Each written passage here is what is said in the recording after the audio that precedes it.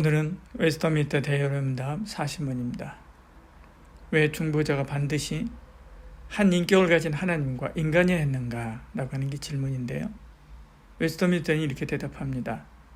하나님과 인간을 화해시켜야 되는 중보자가 반드시 그 자신 하나님과 인간이어야 할 뿐 아니라 한 인격을 가져야 했던 이유는 각 성의 고유한 사역들이 우리를 위해 전인으로의 사역으로 하나님에 의해서 수용되고 또 우리에 의해서 의존될 수 있도록 하기 위한 것이다. 이렇게 답변하고 있습니다. 우리는 39문에서 왜 하나님은 사람이어야 했는가를 함께 나누어 썼습니다. 굉장히 유사한 질문, 이 질문은 성격이 약간 다릅니다. 39문의 질문은 이것입니다. 왜 중보자는 반드시 사람이어야 했는가? 40문은 이렇게 질문하죠. 왜 중보자가 반드시 한 인격을 가진 하나님과 인간이어야 했는가? 다시 말해서 하나님은 한 분 하나님과 한 사람이라고 하는 두 명의 중보자로 우리를 구원하지 않고 이 둘을 예수라고 하는 한 분 안에서 통합해냈느냐라고 하는 것입니다. 좀 어렵지 않습니까? 이 둘을 하나로 만드는 게 어렵죠. 그러니까 하나님하고 또 적당한 모세든지 노아와 같은 한 사람 중보자를 세워서 그 중보자와 함께 그 구원사를 이루면 우리도 이해하기가 쉽고 또 하나님도 일하시기가 편하실 텐데 꼭 둘을 하나로 이렇게 통합해서 우리 이해하기 어렵고 받아들이기 쉽지 않게 그렇게 만들었는가 라고 하는 것이 이제 질문의 핵심인 것입니다. 옛날에 처음 인간이 우주에 갈 때 미국과 소련이 서로 경쟁했다고 하는 것 서로 잘 알 것입니다. 우주에서는 만년필이나 볼펜이 잘 써지지 않지요. 중력의 도움으로 잉크가 밀려 나오게 설계된 것이기 때문에 그렇습니다. 필기구가 고민이었습니다. 이 고민을 해결하기 위해서 미국과 소련이 또 경쟁했다고 합니다. 결국 해결책은 미국에서 나왔지요. 폴 피셔라고 하는 사람이요. 100만 달러를 투자해서 반고체 형태의 잉크를 사용하는 그런 볼펜을 만든 겁니다. 지금도 AG7이라고 하는 볼펜이 있는데요. 그때 만든 볼펜이 AG7인데요. 지금도 파는데 굉장히 비싸게 팝니다. 폴 피셔라고 한 사람이요. 100만 달러를 투자해서 그런 이 볼펜을 만든 거죠. 그래서 한때 그런 이야기들이 휘져 있습니다. 소련 사람들에게 너희는 우주선에서 뭘 쓰니? 우리는 이런 기발한 것을 쓰는데 그렇게 라고 자랑했을 때 그래 우리는 연필 쓰는데 라고 대답했다는 이야기가 회자된 적이 있죠. 뭘 그렇게 돈 들이고 그런 복잡한 것을 만들었느냐? 헛돈 썼다 라고 하는 식으로 이런 이야기를 했었습니다. 그런데 연필은 치명적인 약점이 있죠. 작은 연필심이 공중에 날아다니다가 전자기기 속에 들어가면 큰 사고를 낼 수 있기 때문에 그렇습니다. 합선을 일으키니까요. 실제로 67년 1월 27일에 아폴로의 이 연필심 때문에 화재가 난 그런 사건들도 있었습니다. 사실 고민해야 될 일이었죠. 오늘 말씀도 그런 의미입니다. 차라리 한 번 하나님이 한 사람을 데리고 이 일을 하면 수월하고 우리도 이해하기 쉬울 텐데 하나님은 어렵게 하시는 이유가 무엇이냐? 라고 하는 게 이제 질문인 거죠. 왜 한 신과 한 인간이 중보자가 되지 않고 한 중보자 안에서 연합되어야 되는가? 하나님은 인성을 통하지 않고는 인간이 겪는 괴로움이나 고난을 경험할 수 없기 때문에 그렇습니다. 사람도요. 신성이 없이는 중보자가 감당해야 하는 고난과 고통을 감당할 수 없기 때문이죠. 또 이 중보자의 사역은 한치에도 틀림이 없는 구원사역, 그 구원사역을 이루어야 되는데 그 일의 통일성을 이루기 위해서 이렇게 했다 그렇게 이야기합니다. 이 부분은 우리가 지난번에도 함께 이야기를 했었습니다. 예수님이 인간의 괴로움을 아는 것으로 그치지 않고 실제로 같이 겪었다는 것이죠. 그것이 중요합니다. 그러기 위해서는 꼭 사람이어야 했죠. 예수님이 당한 고난은 또 인간의 한계치를 넘습니다. 하나님과 단절이라고 하는 영적인 죽음, 아버지 왜 나를 버리셨나이까 외마디 소리를 지르시는 그 고통, 사람과 단절이라고 하는 그런 고통, 어려움, 제자들의 배신, 이런 것들, 자신의 신체적인 고통과 아픔을 감내해야 되는 부분들, 심한 매질과 십자가의 극형, 이런 것들이요. 죽어서 음부에 떨어지는 죄와 사망의 고통, 이 중에 하나도 순수한 인간이 감당할 수 있는 것이 하나도 없습니다. 없죠. 힘듭니다. 성자 하나님의 신성이 뒤에서 받쳐주니까 이 일을 할 수 있으신 것이죠. 이런 하나님의 신성을 잘 설명하는 것이 히브리서 9장 14절의 말씀입니다. 9장 14절은 이렇게 말씀합니다.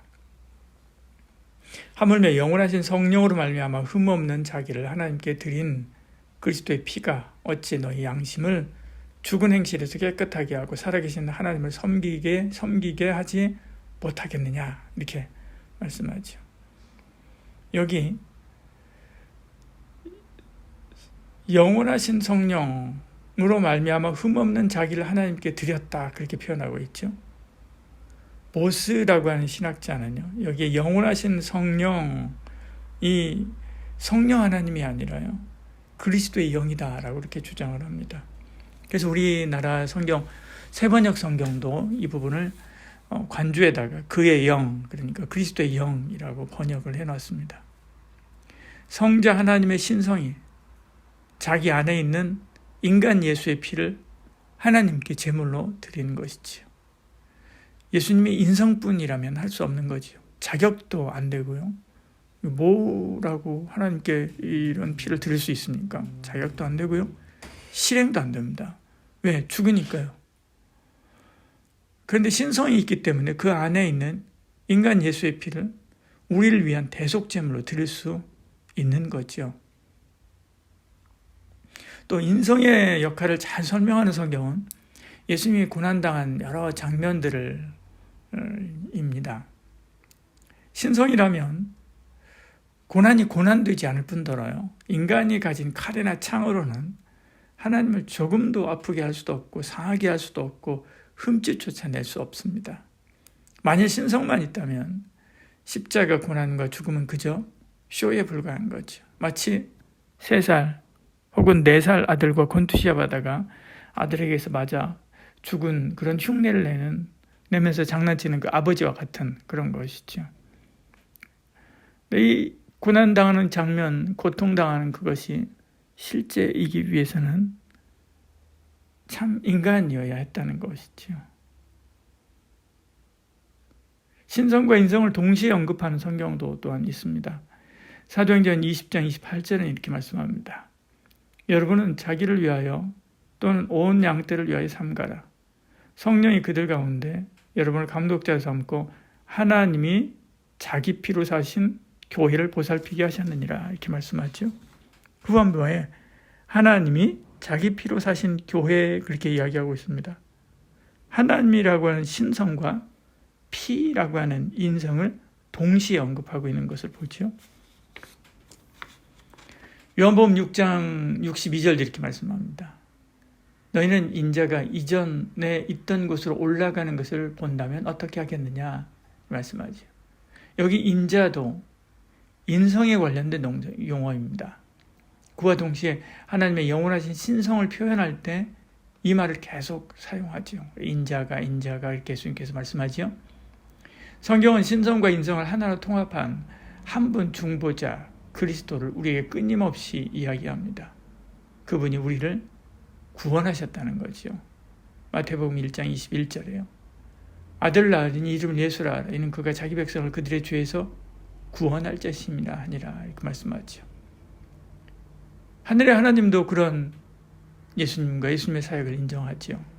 마태복음 3장 17절에 하늘로부터 소리가 있어 말씀하시되 이는 내 사랑하는 아들이요 내 기뻐하는 자라 하시니라.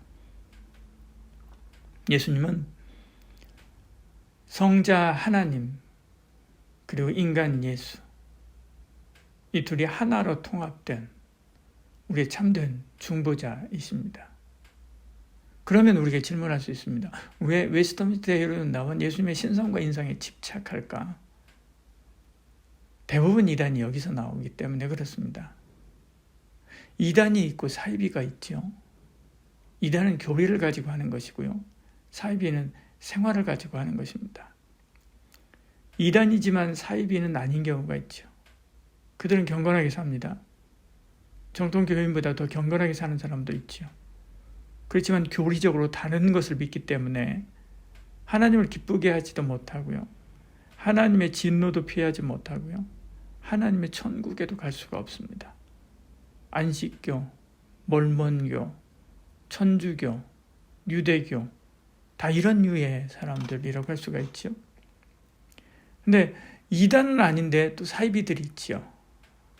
종종 사고치는 정통교단 목사들 있죠. 분명 설교도 교리도 틀림없습니다. 근데 삶은 인권을 유린하고 사람을 억압하고 돈을 횡령하고 온갖 성적인 타락을 일삼지요. 양의 탈을 쓴 늑대 같은 사람들이라고 할 수가 있습니다. 가론 유다 같은 사람이죠. 이런 사람이 사실 제일 무섭습니다. 그래도 제일 많은 것이 이단이면서 동시에 사이비인 자들 있죠. 우리가 하는 이단들은 다 여기 속합니다. 구원파, 신천지, 여호와의 증인, 안상홍 증인회, 하나님의 교회, 정명서, JMS 기독교 복음선교회, 전능신교, 동방번개, 요즘에 이런 저기들이 많이 나옵니다. 베레어, 큰믿음교회, 만민중앙교회, 평강제일교회.